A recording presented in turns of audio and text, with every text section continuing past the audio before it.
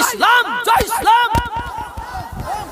জাগো হিন্দু জাগো, জাগো মুসলমান জাগো, জাগো হিন্দু জাগো, জাগো মুসলমান জাগো।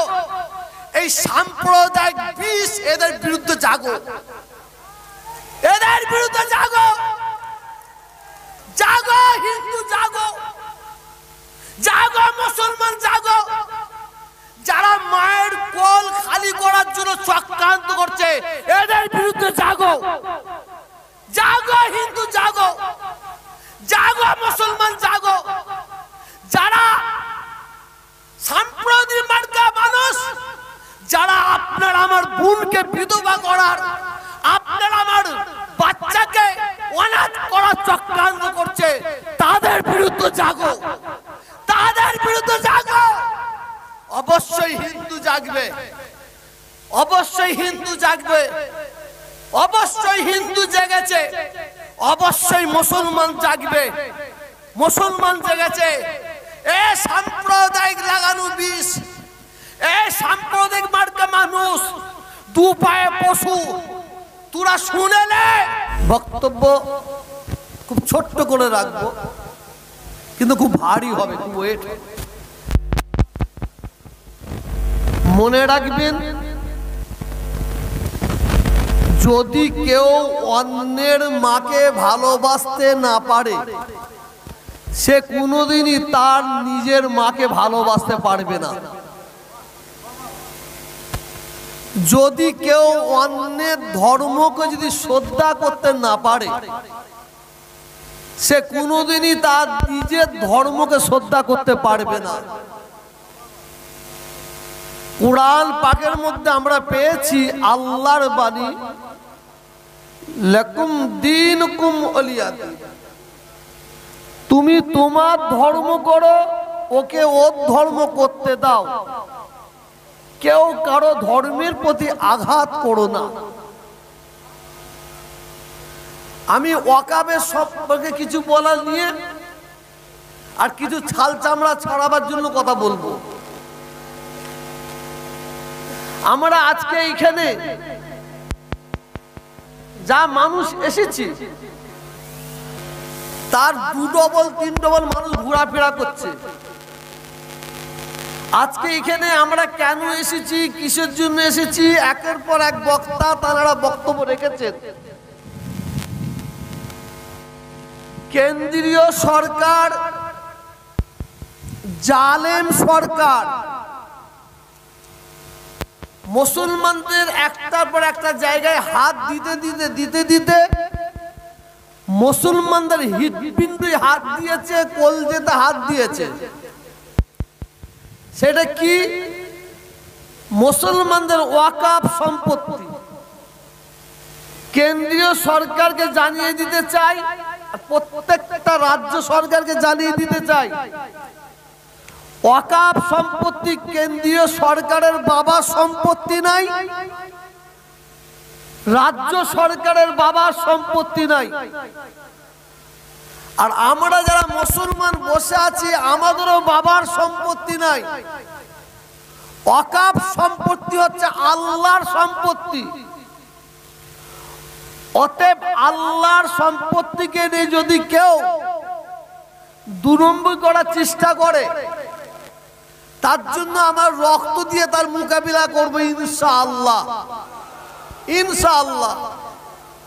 ওয়াকাফ সম্পত্তি আমাদের মুরব্বীরা, বাপ দাদু 14 পুরুষরা ওয়াকাফ সম্পত্তি দান করেছে নবী মুহাম্মদুর রাসূলুল্লাহ সাল্লাল্লাহু আলাইহি ওয়াসাল্লামকে অনুসরণ করে।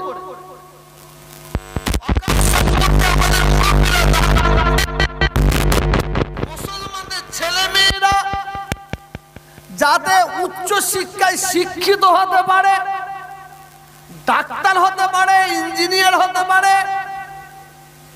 WBCS হতে পারে, IPS হতে পারে, IAS হতে পারে। গরিব ছেলে মেয়েরা অর্থের অভাবে পড়াশোনা করতে পারবে না, অতএব এই সম্পত্তি দান করে গেলাম। এ থেকে তারা শিক্ষায় শিক্ষিত অর্জন করবে। আর মসজিদ পরিচালনা করার জন্য, মাদ্রাসা পরিচালনা করার জন্য, এতিমখানা পরিচালনা করার জন্য কারো কাছ থেকে ভিক্ষা না চাইতে হয়, যার জন্য ওয়াকফ সম্পত্তি। আর এই সুকুনি সরকার, সুকুনি এই সরকার আমার ভারতবর্ষে একটার পর একটা জিনিস বিক্রি করতে করতে আজকে এই ওয়াকফ সম্পত্তি মুসলমানদের লক্ষ লক্ষ বিঘে ওয়াকফ সম্পত্তি আছে, সেই সম্পত্তিটাকে আত্মসাৎ করার জন্য আজকে এই জায়গায় হাত দিয়েছে। আমি জানিয়ে দিতে চাই, ওয়াকফ সম্পত্তিটা বাঁচাবার দায়িত্ব হচ্ছে আমাদের ইমানের দায়িত্ব। যদি কোন সরকার, আমরা মুসলমান, আমাদের বলে মুসলমান তোমাদের গাড়িগুলো দিয়ে দাও, আমরা বাবা নিয়ে নাও, তোমাদের জমি জায়গাগুলো দিয়ে দাও, আমরা বলবো নিয়ে নাও, তোমাদের ঘর বাড়িগুলো দিয়ে দাও, আমরা বলবো নিয়ে নাও, তোমাদের বাড়ি সোনা হীরা মণি মুক্তা যা আছে দিয়ে দাও, আমরা বলবো নিয়ে নাও। আর যদি কোন সরকার বলে মুসলমান তোমাদের ঈমানটা দিয়ে দাও, সেই সরকারকে জানিয়ে দিতে চাই, এই স্টেজ থেকে উড়ে বুকে লাথি মেরে বুকের খাঁচা ভেঙে দেবো।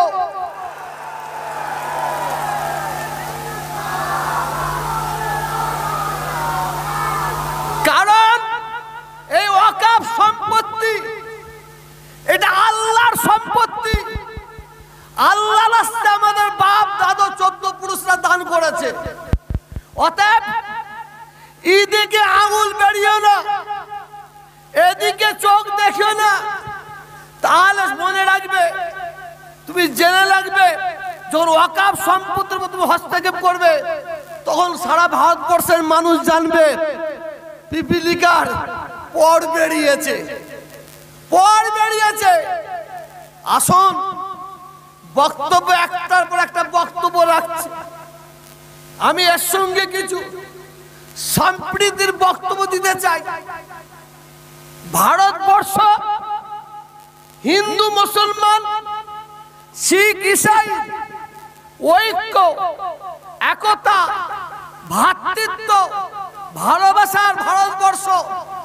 বিশেষ করে আমি তহাসির দিকে বহু জায়গায় বলি, আজকেও বলছি, ভারতবর্ষের এমন একটা কোন রাজ্য নাই, এমন একটা কোন রাজ্য নাই যে রাজ্যে আমি তহাসির দিকে যাইনি বলে আমার জানা নাই।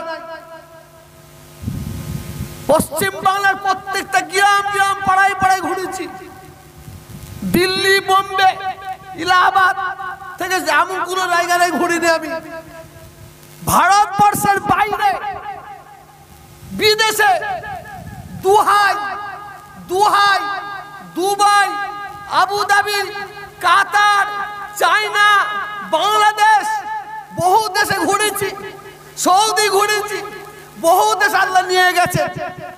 ভারতবর্ষের যত রাজ্য আছে আমি চারিদিকে লক্ষ্য করে বলতে পারি, যদি হিন্দু মুসলমানের ঐক্য, একতা, ভ্রাতৃত্ব, ভালোবাসার রাজ্যে যদি 1 নম্বরে কাউকে দিতে হয়, সেটা পশ্চিম বাংলাকে দিতে হবে, পশ্চিম বাংলাকে দিতে হবে।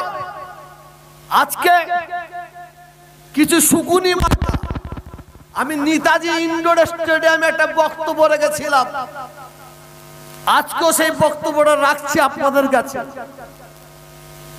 নেতাজি ইন্ডোর স্টেডিয়াম ইমাম মুয়াজ্জিনদের একটা সভা হয়েছিল, সেই সভায় বেশি সময় পাইনি। সুকুনি জানেন তো আপনারা? জানেন না? সুকুনির 2টো বাচ্চা হয়েছে, 2টো বাচ্চা। বাচ্চা দুটো বলছে, মা মাংস খাবো, গোশত খাবো। সুকুনির মা উড়ে গিয়ে কিছুটা গরুর মাংস গরুর গোশত নিয়ে এসে ওদের দিয়েছে। বাচ্চাগুলো দেখে বলছে এ মাংস খাবো না, এ মাংস খাবো না। শকুনি তখন বলতে থাকে গরুর মাংস তোদের পছন্দ নেই। আবার উড়ে গেছে, আবার উড়ে গিয়ে ষড়ের কিছু মাংস নিয়ে এসেছে, ষড়ের মাংস নিয়ে এসে বাচ্চাদের দিয়েছে। বাচ্চারা দেখে বলছে মা এ মাংস খাবো না। তো শকুনের বাচ্চা দুটোকে জিজ্ঞাসা করছে কিসের মাংস খাবি? বলছে মানুষের মাংস খাবো। মানুষের মাংস খাবি? একটু অপেক্ষা কর। শকুনি কি করলো জানেন? গরুর মাংসটা নিয়ে হিন্দুদের মন্দিরের ভেতরে ঢুকিয়ে দিয়ে এসেছে, আর ষড়ের মাংসটা নিয়ে মুসলমানদের মসজিদে দিয়ে এসেছে, দিয়ে ডালে চুপ মেরে বসে আছে। সকাল হয়ে গেছে, হিন্দু ভাইয়েরা তারা মন্দিরে ঢুকেছে, ঢুকে দেখে তো গরুর মাংস। গরুর মাংস তো মন্দিরে কোনো মুসলমান ফেলবে না, এই কোনো হিন্দু তো ফেলবে না, এটা মুসলমানদের কাজ। মুসলমানরা ফেলেছে।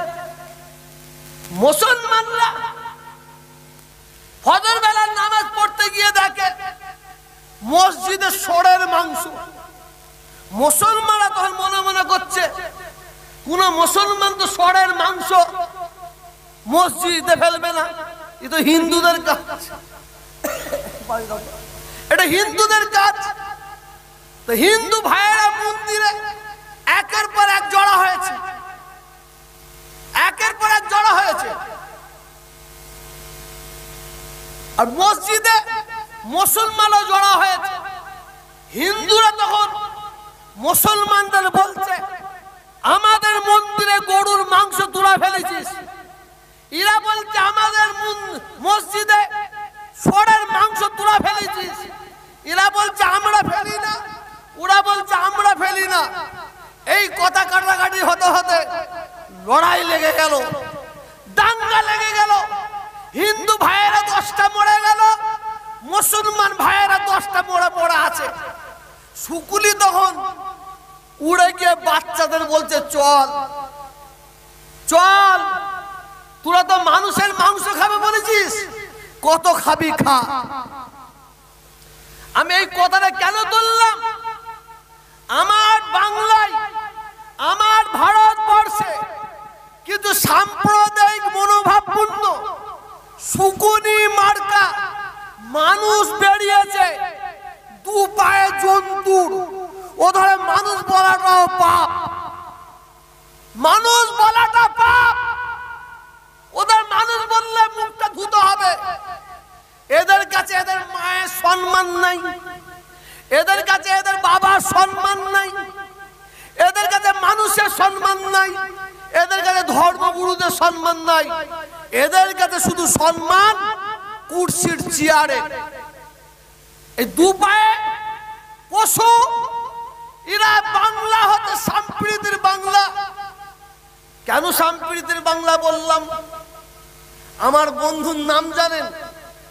আমার বন্ধুর নাম হচ্ছে জালাল, এহসান, নাসিম, কমল, নির্মল, জয়ন্ত। বাজার থেকে একটা প্লাস্টিকের বল কিনতাম, কিনে নিয়ে ছোট্ট বাড়ির সামনে মাঠে আমি, কমল, নির্মল, জয়ন্ত, জালাল, এহসান আমরা একসঙ্গে খেলাধুলা করতাম।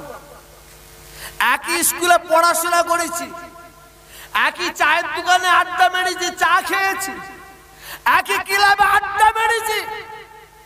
আমরা দৌড়ে দৌড়ে হিন্দু মা বোন, ওই কমলের মা, নির্মলের মা, তার কাছে চলে যেতাম। তারা আমাদের কাছে আসতো ছোটবেলায়, আমাদের মায়েদের কাছে এসে খাবার খেত। আমাদের কি সম্প্রীতির বাংলা! আর এই শুকুনি মার্কা, এই দু পায়ে জন্তুর, এই দু পায়ে জন্তুর এরা চাইছে বাংলায় একটা সাম্প্রদায়িক আগুন জ্বালাবো, জ্বালিয়ে দিয়ে হিন্দু মুসলমানের লড়াই করে দিয়ে আমরা ফয়দা নেব। আবার কি বলছে জানেন? জাগো, আবার বলছে জাগো হিন্দু জাগো, জাগো হিন্দু জাগো। ঠিক বলেছিস, ঠিক বলেছিস। আমি তোহা সিদ্দিক আজকে মঞ্চে বলছি, জাগো হিন্দু জাগো, জাগো মুসলমান জাগো, জাগো হিন্দু জাগো, জাগো মুসলমান জাগো। এই সাম্প্রদায়িক বিষ এদের বিরুদ্ধে জাগো, এদের বিরুদ্ধে জাগো, জাগো হিন্দু জাগো, জাগো মুসলমান জাগো। যারা মায়ের কোল খালি করার জন্য চক্রান্ত করছে এদের বিরুদ্ধে জাগো, জাগো হিন্দু জাগো, জাগো মুসলমান জাগো। যারা সাম্প্রদায়িক মার্কা মানুষ, যারা আপনার আমার বোনকে বিধবা করার, আপনার আমার বাচ্চাকে অনাথ করার চক্রান্ত করছে, তাদের বিরুদ্ধে জাগো, তাদের বিরুদ্ধে জাগো। অবশ্যই হিন্দু জাগবে, অবশ্যই হিন্দু জাগবে, অবশ্যই হিন্দু জেগেছে, অবশ্যই মুসলমান জাগবে, মুসলমান জেগেছে। এ সাম্প্রদায়িক লাগানো বিষ, এ সাম্প্রদায়িক মার্কা মানুষ, দু পায়ে পশু। তোরা শুনেলে আমরা সম্প্রীতির হিন্দু একটা ঠ্যাং ধরবো, সম্প্রীতির মুসলমান একটা ঠ্যাং ধরবো, দুজনে দুদিকে টেনে ফেরে তোরা কিট তোদের সমুদ্রে ভাসিয়ে দেখিয়ে দেবো ইনশাআল্লাহ, ইনশাআল্লাহ। আজকে রাজনীতি করার জায়গা নাই। হিন্দু মুসলমান মন্দির মসজিদ, হ্যাঁ যেখানেই যাচ্ছ শুধু এই মসজিদের তলায় শিবলিঙ্গ, ওই মসজিদের তলায় শিবলিঙ্গ। কি রে, তোরা তো তোর শিবকে তো অপমান করছিস, তোরা তো তোর শিবকে তো লজ্জা দিচ্ছিস। আজকে যদি শিব ঠাকুর থাকতো না তোদের জুতো পিঠা করতো, জুতো পিঠা করতো। আমার লিঙ্গকে নিয়ে ছেলে খেলা করছিস, আমার লিঙ্গকে নিয়ে ছেলে খেলা করছিস। আমরা চাইবো আমার হিন্দু ভাই তিনি মন্দিরে পুজো করবে, খ্রিস্টান ভাই তাদের চার্চে পুজো করবে, মুসলমান ভাই তাদের মসজিদে পুজো করবে। এইটি তো বাংলা, এইটি তো বাংলা। আর কিছু মিডিয়া আছে ওই মলম বের করানো, মলম লাগানো মিডিয়া, মলম লাগানো মিডিয়া। খবর নিয়ে দেখবেন ওদের বাপ দাদা 14 পুরুষ আগমনে মলম বিক্রি করতো, জানেন তো? হ্যাঁ, ওই জন্য ওরা টিভিতে বসে বসে ওরা নাচুল গালে ওদের হয়নি, ওদের নাচুল গালে হয়নি। এই কিছুদিন আগে একটা খবর শুনলাম, আরামবাগের থেকে একটা এনআইএ একটা ছেলেকে অ্যারেস্ট করেছে। সে নাকি পাকিস্তানের সঙ্গে তার যোগাযোগ খুব, তাকে অ্যারেস্ট করেছে। টিভি গুলো বিশেষ করে ওই চুলকানি টিভি, চুলকানি মলম লাগানো টিভি দুমদাম একদম বাস্ট করছে। এই মাত্র খবর, আবার বাঁদরের মতো লাফাচ্ছে, বাঁদরের মতো লাফাচ্ছে। বাঁদরা ভালো, অত লাফাইবে, তারও একটা লজ্জা আছে। কথা বুঝতে পারছেন না? দেখা গেল তাকে এনআইএ ধরে নিয়ে এসেছে, জঙ্গি, পাকিস্তানের সঙ্গে যোগাযোগ। তারপর আমি ফোন করে খবর নিয়ে জানলাম ছেলেটা খুব গরিব ছেলে, মেধাবী ছেলে। তাকে এনআইএ ডেকে সব তথ্য নিয়ে তাকে ছেড়ে দিয়েছে।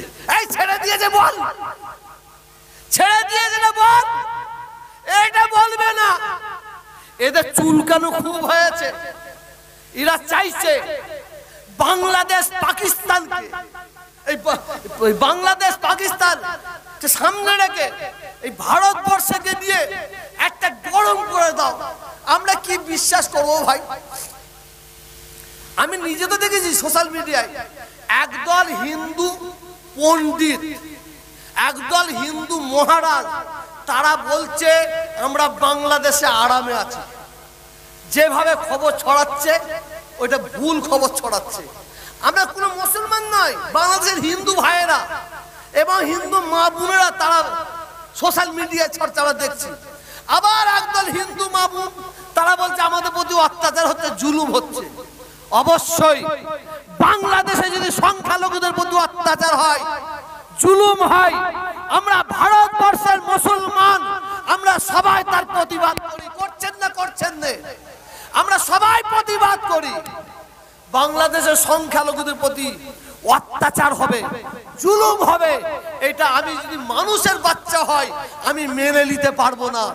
আমার গায়ে যদি মানুষের চামড়া থাকে আমি মেনে নিতে পারবো না। এইবার বলো তো, ভারতবর্ষে সংখ্যালঘুদের প্রতি অত্যাচার হয়নি? আসিফাকে মারা হয়নি? তাবরেজ আনসারীকে মারা হয়নি? আখলাককে মারা হয়নি? মসজিদগুলোকে পুড়িয়ে দেওয়া হয়নি? মসজিদের ভেতরে ঢুকে গিয়ে কুরআন শরীফকে পুড়িয়ে দেওয়া হয়নি? মাদ্রাসার থেকে কুরআন শরীফ বের করে নিয়ে ছিঁড়ে ফেলে দিয়ে তার উপর পিচ্ছাপ করা হয়নি? গদি মিডিয়া প্রতিবাদ কোথায় গেল?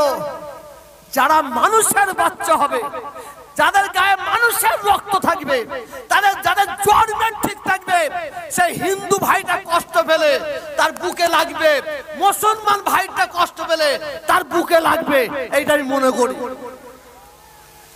আসুন, আমি ফুরফুরা শরীফের একটা নগণ্য দাদা হুজুরের গোলাম, আমি আপনাদের পীরের আওলাদ, আমি হিন্দু ভাইদের পায়ে হাত দিয়ে বলছি, পায়ে হাত দিয়ে বলছি, আমি আমার মুসলমান ভাইদের পায়ে হাত দিয়ে বলছি, আপনারা ওই অমানুষদের কথা শুনে হিন্দু মুসলমানের মধ্যে দাঙ্গা লাগাবেন না। আপনারা সাবধান থাকবেন। আমার ভয় হচ্ছে, প্রত্যেকটা মুসলমান ভাইদের বলবো, হিন্দু ভাইদের বলবো, আপনার এলাকায় যদি কোনো সাংবাদিক যায় তার বগলে ব্যাগ আছে কিনা দেখবেন। তার বগলে যদি ব্যাগ থাকে আপনি সব সময় পিছে পিছে ঘুরবেন, কারণ এরা খবর এদের শেষ হয়ে গেছে, এদের খবর শেষ হয়ে গেছে। কেন বগলের দিকে লক্ষ্য রাখতে বলছি জানেন? ওই সাংবাদিকগুলো এত এত নিষ্ঠুর, ওরা আগুন জ্বালাবার জন্য এত চক্রান্ত করছে, হয়তো ওর ব্যাগে গরুর মাংস থাকতে পারে। ওই গরুর মাংসটা রাতের অন্ধকারে শুকুরের মতো মন্দিরে ঢুকিয়ে দিতে পারে, আর সোরের মাংসটা মসজিদে ঢুকিয়ে দিতে পারে। অতএব সাবধান। আমি আপনাদের প্রত্যেককে অনুরোধ করছি, এই বাংলার মাটি সম্প্রীতির মাটি, এই বাংলার মাটি ঐক্যর মাটি, একতার মাটি, ভ্রাতৃত্বের মাটি, ভালোবাসার মাটি। এই বাংলার মাটি সম্প্রীতির মাটি কেন হলো? এর অবদান কার? এর অবদান হচ্ছে ফুরফুরার পীর আবু বকর সিদ্দিকী রহমাতুল্লাহ আলাইহি। এর অবদান হচ্ছে হযরত সাফাতে আলী ওয়াইসি রহমাতুল্লাহ আলাইহি। এর অবদান রামকৃষ্ণজির, তার অবদান স্বামী বিবেকানন্দজির, তার অবদান। অতএব এই সম্প্রীতির মাটিতে সাম্প্রদায়িক শক্তিদের কোনো জায়গা নাই। জানি না আমার বক্তব্য শোনার পরে আপনারা এই বসো, এই বসো, বসো, আর 5 মিনিট বসো। কেউ দুঃখ ব্যথা পান আমাকে ক্ষমা করবেন। শোনেন, আমি একটা সোশ্যাল মিডিয়ায়, একটা টিভিতে কিন্তু দেখিনি যে মুসলমানদের মসজিদ পুড়াচ্ছে, মুসলমানদের মসজিদ ভাঙা হচ্ছে, যে একদল হিন্দু ভাইয়েরা গিয়ে সেখানে সেই মসজিদটা যাতে ভাঙা না হয় তার জন্য তারা দাঁড়িয়েছে, প্রতিবাদ করছে। কিন্তু বাংলাদেশের হিন্দুরা যখন হাসিনা চলে আসে, না জানি মুসলমানরা হয়তো মন্দিরে আঘাত করতে পারে, যার জন্য বাংলাদেশের আলেম ওলামারা মন্দিরের পাশে গিয়ে নিজের বুকটাকে পেতে দিয়েছিল, মন্দিরে আঘাত করা যাবে না। আজকে আমি তহসিল থেকে শেষ কথা বলে যাই, শুনে নেন। আর ওই সাম্প্রদায়িক মনোভাবপূর্ণ ব্যক্তিদের বলবেন, আমি তহসিল থেকে যদি জানতে পারি অমুক একটা মন্দিরে আঘাত করার জন্য একদল মুসলমান যাচ্ছে, এই খবরটা যদি আমি পাই, খুদার কসম খেয়ে বলছি, আল্লাহর কসম খেয়ে বলছি, আমি তোহা সিদ্দিকী মন্দিরের সামনে গিয়ে আমি নিজের জীবনটা বিলিয়ে দেবো, কুরবানি করে দেবো। মন্দিরে আঘাত করতে দেবো না, মন্দিরে আঘাত করতে দেবো না। আর আমার বাংলায় হিন্দু ভাইয়েরা ঠিক এইরকম তৈরি আছে, যদি কোনো হিন্দুরা দলবদ্ধ ভাবে কোনো মুসলমানদের মসজিদে আঘাত করতে যায়, হিন্দু ভাইয়েরা জীবন দিয়ে দেবে, মসজিদে আঘাত করতে দেবে না। দেখেন না এই ববি হাকিম কি বলেছে ভাই, কি বলেছে ববি হাকিম, যেন কি অন্যায় করে ফেলেছে। আর কিছু কিছু মুসলমান আবার টিভিতে বসবে, ওরা চা খাবার জন্য, নাম কষ্টে মুসলমান, কেউ কি বলি কি আওড়াচ্ছে, বলে আওড়াচ্ছে। কি বলেছে ববি হাকিম, কি ভুল বলেছে? কলকাতা টিভি একটা নিউজ দেখবেন, ববি হাকিম ভুল বলেছে না ঠিক বলেছে, উনার 18 মিনিটের বক্তব্য শুনতে হবে। এটা আমি তোহা সিদ্দিকী এক জায়গায় বক্তব্য লেগেছিলাম, এ মুসলমান তৈরি হও, এ মুসলমান তৈরি হও, এ মুসলমান হিন্দুদের সঙ্গে লড়াই করতে হবে, এ মুসলমান হিন্দুদের সঙ্গে যুদ্ধ করতে হবে। সেই লড়াইটা, সেই যুদ্ধটা কিন্তু মনে রাখবে, বোমের লড়াই না হয়, তরোয়ালের লড়াই না হয়, বন্দুকের লড়াই না হয়, সেই লড়াইটা হবে শিক্ষার লড়াই। আর এই বাঁদর মার্কা, ওই হনুমান মার্কা কিছু মিডিয়া ওইটা কেটে দিয়েছে, শুরু দিয়ে বলছে তোহা সিদ্দিকী বলছে, আমার তো দেখাচ্ছে তৈরি হও মুসলমান, তৈরি হও, হিন্দুদের সঙ্গে লড়াই করতে হবে, হিন্দুদের সঙ্গে লড়াই করতে হবে। পরেরটা দে, পরেরটা দে। এরা হচ্ছে কাটুয়া মাস্টার, কাটুয়া মাস্টার। কথা বুঝতে না? ববি হাকিম যেটা বলেছে, ওই কি বলে না না সংখ্যালঘু সংখ্যাগুরু নিয়ে। আমি একটা প্রশ্ন করবো, আপনাদের উত্তর দেবেন। যদি হিন্দু কোনো ভাই বলে আমার ধর্ম শ্রেষ্ঠ ধর্ম, যদি কোনো হিন্দু ভাইরা বলে, এটা আপনাদের কারো অসুবিধা আছে? এটা হাত করে জোড়া বলুন, অসুবিধা আছে? যদি কোনো শিখ পাঞ্জাবি ভাই বলে আমার ধর্ম আমার কাছে শ্রেষ্ঠ, আপনাদের কোনো অসুবিধা আছে? অসুবিধা আছে?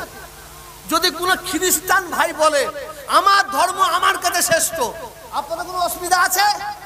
অসুবিধা আছে? আর আমি মুসলমান, আমার ধর্মটা শ্রেষ্ঠ বলতে অসুবিধা কোথায়? তখন চুলকাচ্ছে কেন? তখন চুলকাচ্ছে কেন? হিন্দু ভাইদের কাছে তাদের ধর্ম শ্রেষ্ঠ, খ্রিস্টান ভাইদের কাছে তাদের ধর্ম শ্রেষ্ঠ, শিখ ভাইদের কাছে তাদের ধর্ম শ্রেষ্ঠ। আমরা মুসলমান, আমাদের ধর্মের সার্টিফিকেট কোন মুসলমান দেয়নি, কোন নবী দেয়নি, কোন পয়গম্বর দেয়নি, কোন সাহাবা দেয়নি। আমাদের ধর্মের সার্টিফিকেট স্বয়ং আল্লাহ দিয়েছেন। কুরআনটা খুলুন, ইন্নাদ-দীনা ইনদাল্লাহিল ইসলাম, এই সার্টিফিকেট আল্লাহ দিয়েছে।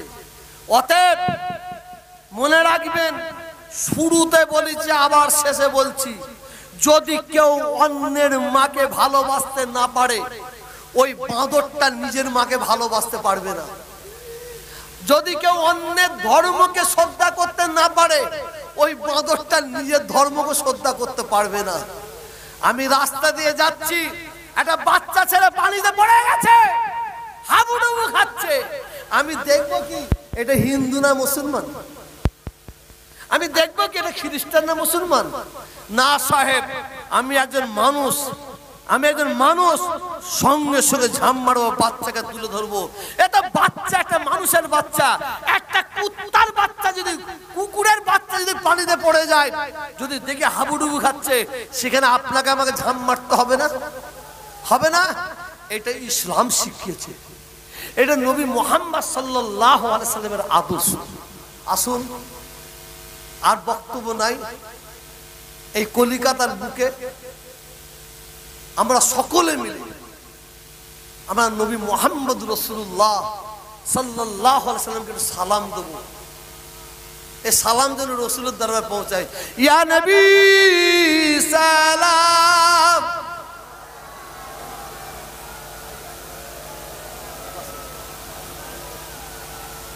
আসে যার পিছে ভাইয়া ভাই ভাইয়া